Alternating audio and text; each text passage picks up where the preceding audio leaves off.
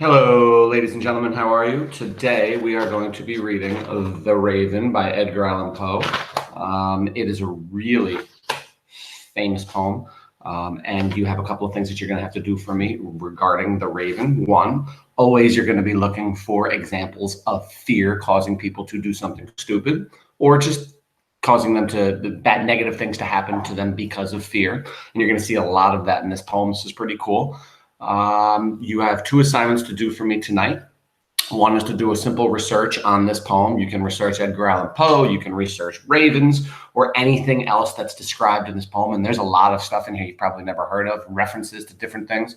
Do your research on that. Remember, for a research project, you're going to just give me a page or two of copy and pasted information from the internet. You're going to make sure that the website address is on the page somewhere so I can look it up myself. I can find exactly what you found and that you're reading this information. The second thing you're going to do, of course, for me is just like you did for me yesterday or the last time we worked together, and that was to do the first read poetry guide. I'm going to open it up and show it to you again right now. Very simple. You've already done this before, and you're going to do it again right now for The Raven. So you're going to tell me who or what is speaking in this poem. Is it a narrator? Is it the main character? Is it somebody else? You're going to tell me, is this a story or a single moment? So does this poem describe a long story over years and years of time, or is it describing just one happenstance, one night or one moment or one day? And then, of course, the top right, you're going to give me, I'm only asking for 2 quotes about fear. So make sure you quote it correctly. You put the quote in quotation marks, and then after the quotation marks, in parentheses, you put your page number that you took this from, or the title of the poem is fine by me. And then after the parentheses, you put your period, and then make sure you answer that question for the annotation. This quote clearly shows how fear, blah, blah, blah. You're going to do that twice for annotations. Remember, if you find more than 2 great quotes, add them in underneath it or on the back or anywhere else. You don't want to just stop working because you have what's asked for, because these quotes could be really good for you in your essay, what we're writing in a couple of weeks. Connection over here, you're going to connect this poem to anything in your life, any movie or show you've ever seen, any other poem you've read or a novel you've read. Like I've said before, any dreams you've had, any dreams a friend of yours have had, anything. You can't get the connection wrong. It's just a paragraph connection. Tell me about a time you were somewhere and some crazy birds were bothering you. That's a connection. Tell me about a time that you were scared one night because something spooky happened. That's a connection. And then, of course, you're going to respond by answering the questions at the end of the poem. If I remember correctly, the questions are on page 109. Let me look it up right now. Yep, the questions are on page 109. And you're only going to answer the 2 questions for The Raven. You'll put those 2 answers right here in this box. And then, of course, you'll give me a 1-paragraph summary minimum of this poem. Okay, so let's read this poem. One more thing you're going to see. When this is done, I have a 5-minute Simpsons video, which is actually very well done. It's one of their first Halloween Horrors episodes, and it's The Raven. And Homer is actually the main character, and Bart plays the Raven. And it really shows you how fear truly affects this guy. Because you got to think about it. I'm just going to lay it out to you right now. We have a man who is reading in the dark at around midnight, some forgotten old story, and he starts to freak out. Now, let me ask you a question. Does watching a horror movie or reading a horror novel, is it more scarier if you do it in the night or in the darkness? And the answer to that is almost invariably, of course. Things get scarier at night, especially around the midnight hour, right? When it's real dark and it's quiet. And that's what he's doing. He's sitting around at midnight reading this old story, and it starts to freak him out. He gets more and more spooked out until, of course, the Raven shows up, and he starts to think about his dead lover named Lenore. Let's read this poem, The Raven, by Edgar Allan Poe. Once upon a midnight dreary, while I pondered weak and weary over many a quaint and curious volume of forgotten lore. I have my first annotation right on those first 2 sentences, and I put, aren't things scarier at night? Isn't he asking to be more scared because he's reading this in the middle of the night? Dude, go to bed. That's just me. While I nodded, nearly napping, suddenly there came a tapping, as of someone gently rapping at my chamber door. "'Tis some visitor," I muttered, tapping at my chamber door, "only this and nothing more."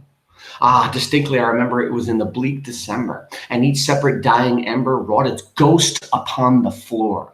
So what he's saying is, it's that weird, bleak December night, and the embers are giving shadows on the floor, probably from his fire or his candle. So he's getting these weird, spooky shadows. Also, that kind of freaks me out. I'm a 46-year-old guy, and I don't like reading spooky things in a basement somewhere with shadows and whatnot going around. I get a little freaked out. Yes, I do. Eagerly I wished the morrow, vainly I had sought to borrow from my books surcease of sorrow, sorrow for the lost Lenore. Vainly I had sought to borrow from my books surcease of sorrow. So he says right there, he's reading these books to have him forget his sadness about his dead lover named Lenore. For my books of surcease of sorrow, sorrow for the lost Lenore, for the for the rare and radiant maiden who the angels named Lenore, nameless here forevermore. So he says he'll never name her again because naming her makes him so sad. And the silken, sad, uncertain rustling of each purple curtain thrilled me, filled me with fantastic terrors never felt before. So that now, to still the beating of my heart, I stood repeating, 'tis some visitor entreating entrance at my chamber door. Some later visitor entreating entrance at my chamber door. That it is, and nothing more. So he says right there, it's interesting. He said, uncertain rustling of each purple curtain thrilled me, filled me with fantastic terrors never felt before. So he says, when he hears this knocking at his door, he notices his curtains are blowing in weirdly, and he says they're very ghost-like and scary, and they never were before. But now they are. And that might happen to you in your own house. Like you might have something and then you see it in a certain shadow or whatnot, or like a tree outside in a certain darkness. And you're like, wait a minute, that's actually kind of scary. And from that moment forward, you're going to be afraid to see that in that light or whatnot. Let's continue.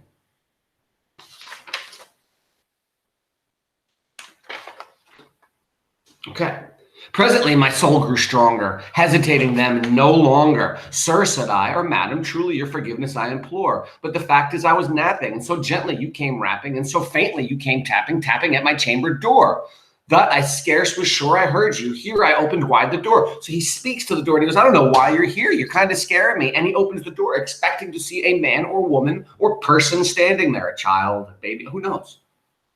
But he sees darkness and nothing more. So that's kind of spooky in itself. If somebody's knocking at your door in the dark and you open the door and there's nobody there, what's going on? Deep into that darkness peering, long I stood there wondering, fearing, doubting, dreaming dreams no mortal ever dared to dream before. Look at that. Long I stood there wondering, fearing, doubting, dreaming dreams no mortal ever dared to dream before. So it's the spookiness of not knowing what's out there. Sometimes not knowing, you hear a noise in your house and you don't know what it is. You start to think, what could it be? Is it a ghost? Is it some dead creature coming back to get me? And then you go up there and it's like a mouse or it's your little brother playing around. But it's the not knowing that's so scary. Listen. But the silence was unbroken, and the darkness gave no token, and the only word there spoken was the whispered word, Lenore. This I whispered, and an echo murmured back the word, Lenore, merely this, and nothing more. So now I think he's thinking, oh my God, is my dead wife, my dead lover coming back? Is it Lenore knocking at my door? Back into the chamber turning, all my soul within me burning. Soon again I heard a tapping somewhere louder than before. Surely, said I, surely that is something at my window lattice. Let me see then what that there is, and the mystery explore. Let my heart be still a moment, and this mystery explore. 'Tis the wind, and nothing more. So now he convinces himself that that tapping that he's been hearing outside, it's just the wind doing that. It's not your dead lover, Lenore. He hopes. Open, here I flung the shutter, when with many a flirt and flutter, in there stepped a stately raven of the saintly days of yore. So he opens up the window, and a bird, a raven, just walks in his house.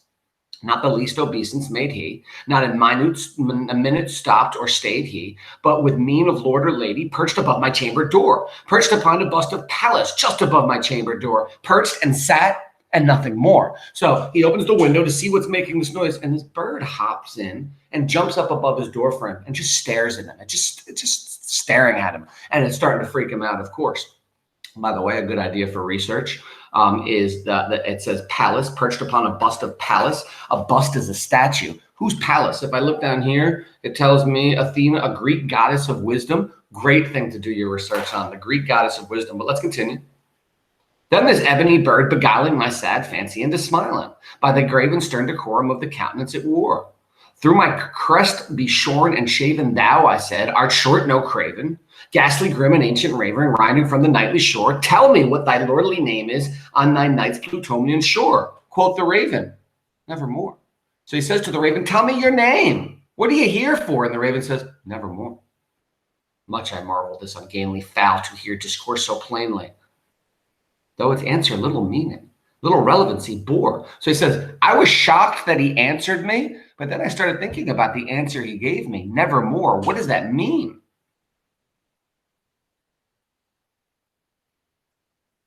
Ghastly grim and ancient raven, wandering from thy nightly shore, tell me what thy lordly name is on thy night's Plutonian shore. Quoth the raven, nevermore.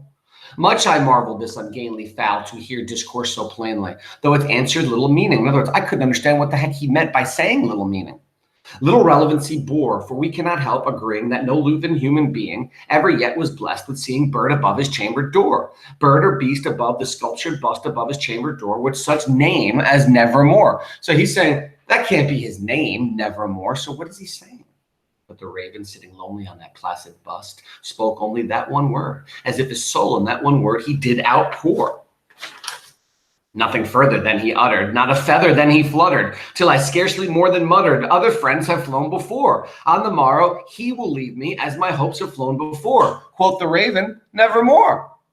Startled at the stillness broken by reply so aptly spoken, doubtless, said I, what it utters is only its stock and store, caught from some unhappy master, whom unmerciful disaster followed fast and followed faster till his songs one burden bore. So he says to himself, the reason why this bird is saying nevermore is because somebody taught him to say that. He doesn't really mean it. Doesn't mean anything. Let's continue.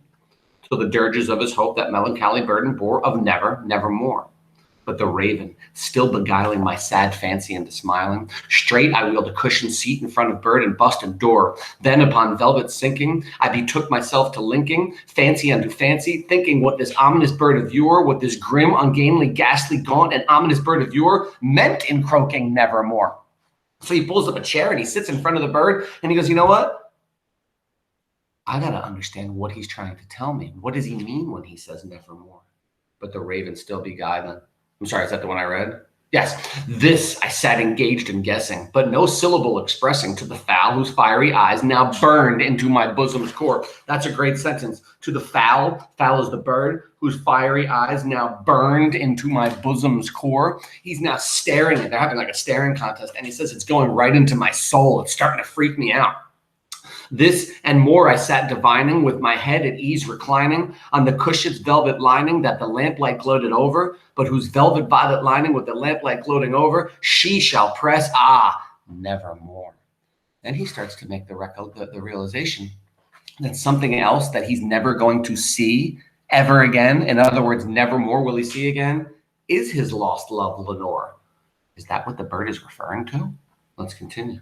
Then methought the air grew denser, perfumed from an unseen censer, swung by seraphim whose footfalls tinkled on the tufted floor. Wretch, I cried, thy God hath lent thee, by these angels he hath sent thee, respite, and nepenthe from thy memories of Lenore. Quaff, oh quaff, this kind nepenthe, and forget this loss no more. Quoth the raven, nevermore. So he looks at the bird, he says, you've been sent to torture me. Stop, don't do it. And the bird just looks at him and says, nevermore. Now, would it freak you out if a bird landed in your house and stared only at you and kept saying, no more, no more, nevermore, nevermore? I think I'd be a little freaked out. Prophet, said I, thing of evil, prophet still of bird or devil, whether tempter sent or whether tempest tossed thee here ashore, desolate yet all undaunted, on this desert land enchanted, on this home by horror haunted, tell me truly, I implore, is there the balm of Gilead? And that means if you look down, a healing ointment made in Gilead, a region of ancient Palestine. So he's giving a biblical reference. Is there a balm in Gilead? Tell me, I implore. Quoth the raven, nevermore. So it's like he's asking the bird, tell me, is there a way that I can stop this pain of feeling, of missing my dead lover? And the bird says, nevermore. Continue. Prophet, said I, thing of evil, prophet still, if bird or devil, by that heaven that bends above us, by that God we both adore. Tell this soul with sorrow laden, if within this distant Aden, if shall clasp a sainted maiden, whom the angels name Lemore, clasp a rare and radiant maiden, who the angels name Lemore. He says, this is a weird. Tell this soul with horror laden, if within the distant Aden, which is heaven, if shall clasp a sainted maiden who the angel. So he's basically saying, since you've been, he now thinks that this bird is either sent by God or the devil. And he says, tell me, if you've been sent by God, is my dead wife, my dead lover, is she up in heaven? Is she okay? And the bird looks at him and says, nevermore. By thy word or sign of parting, bird or fiend, I shrieked, upstarting. Get thee back into the tempest and thy night's Plutonian shore. So now he's freaking out. He's, get out of my house. You're driving me crazy. You're making me nuts. I can't take it anymore. Leave no black plume as a token of that lie thy soul had spoken. Leave my loneliness unbroken. Quit the bust above my door. Take thy beak from out of my heart and take thy form from off my door. Quoth the raven. Nevermore. So now he's yelling at the bird, get out, you're driving me crazy, you're making me think more of my dead lover. Stop. I'm getting the feeling right now that this guy can think of nothing else but his dead lover. So I don't blame the bird for that. Is this guy crazy, or is this bird really heaven sent? And the raven, never flitting, still is sitting on the pallid bust of Pallas just above my chamber door. And his eyes have all the seeming of a demon's that is dreaming. That is such a good quote. I'm underlining that. And his eyes have all the seeming of a demon that is dreaming. And he says, the way the bird is looking at me, it's like he's a demon straight from hell. And the lamplight over him streaming through a shadow on the floor, and my soul from that shadow that lies floating on the floor shall be lifted nevermore. That's the end of our poem. So it sounds to me like our main character goes crazy. Is the bird really talking to him, or is it himself talking? Is he hearing himself? Is he nuts? I don't know. But I'll tell you what. I think he was definitely afraid by that bird. And look at what the fear of this bird coming in did to him, what it made him do. It made him scream and yell at a bird. It makes him go nuts about his lover. Think about what that fear does to him. It really freaks him out. It drives him crazy. And I think at the end of this, he actually ends up being crazy, probably for the rest of his life. That's what the fear has done to him. Very well done. So remember, you've got a couple of things you need to do for me tonight. One, do a research on so much you can do it. You can do it on seraphims with their angels, on the Plutonian shore. What is that? There's so many cool things in this poem that you can research. Of course, you can research ravens themselves. You can research Edgar Allan Poe. Anything. One page of information should take you 10 minutes, 5-10 minutes. Highlight it, copy it, paste it, read it, and make sure it's labeled with the website. Next, you're going to do my first read guide poetry. Let's take a look at it again very quickly. Hold on. I'm going to present it to you. There's my first read guide poetry. Again, you are going to tell me, I mean, we can do this really quickly right now, who or what is speaking in this poem. Two people are speaking. We have the main character speaking and we have the raven speaking. Is this telling a story or a single moment? This is telling a story of one night, right? So this is a story of a single moment, of a single happenstance. This doesn't go on over a long period of time. It's just one evening. There's definitely two quotes that you can give about fear and annotate it. This quote clearly shows how the fear is making this guy crazy, or how the bird is making him crazy. Look on the bottom left. I'm sure you can make a connection to this. Haunted houses, crazy animals, anything like that. Bottom right, you're going to answer the two questions about the raven on page 109, and you're going to give me a one-paragraph summary telling me what happens in this poem. Very well done, everybody. Very well done. If you have any questions or problems, of course, you can always bother me. Give me an email, and I'll happily help you on this. Maybe even, and this would be great if you do, you might have a quote that you can use in your final essay. You might say something like this: not only is it found in stories, fear affecting people negatively found in stories, but it can also be found in really great poetry. One example of a great poem which features fear clearly affecting somebody in a negative way would be The Raven by Edgar Allan Poe. Consider the following passage. And then I would say something like, to the fowl whose fiery eyes now burned into my bosom's core. This quote clearly shows how the bird staring at the man causes him to freak out to the point where he feels like it's now burning into his soul. That's how afraid he is. So this quote clearly shows how fear affects this character negatively. Boom, we're out the door. If you have any questions, again, bother me. Otherwise, very well done. Take a look at that Simpsons video. It's definitely going to show this to you better than I ever read, because it's visualized now. And you'll see just how scared Homer gets based upon this little bird staring at him and saying one simple word. So really, where's the fear coming from? Is it from the bird, or is it from his own soul, his own fear of death, or his own fear of never seeing his loved one again, his lover again, his wife again, his lover again, whoever she was? They don't really tell you if it's his wife or his lover. I get the feeling that it's both. Let's see what it says in the beginning. Forgotten lore.